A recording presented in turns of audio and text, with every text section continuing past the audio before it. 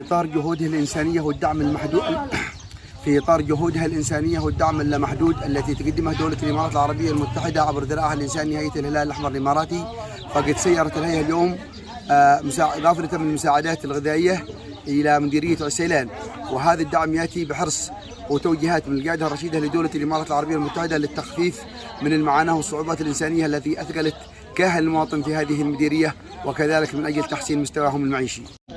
نتقدم باسم السلطة المحلية ممثلة مديرها العام ناصر علي القحيح بالشكر الجزيل إلى الهلال الأحمر الإماراتي على ما يقدمه من دعم سواء بعد التحرير أو في الوقت الحاضر.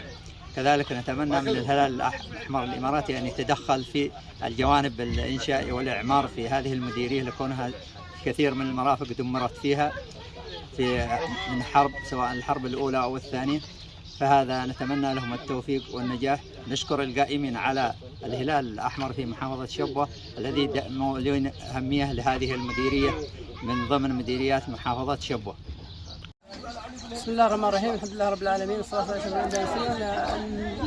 نشكر الهلال الأحمر الإماراتي ممثلا بمكتب شبوة على جهودهم الخيرة ودعمهم الإنساني المتواصل منذ سنوات، وليس وليد اليوم، وليس غريب عليهم أن يقدموا مثل هذه السلة الغذائية وفي هذا الشهر الكريم. نسأل الله أن يكتب أجرهم وأن يجعل ذلك في ميزان حسناتهم، ونتطلع إلى مزيد من الجهود والدعم في الجوانب الأخرى. والسلام عليكم ورحمة الله.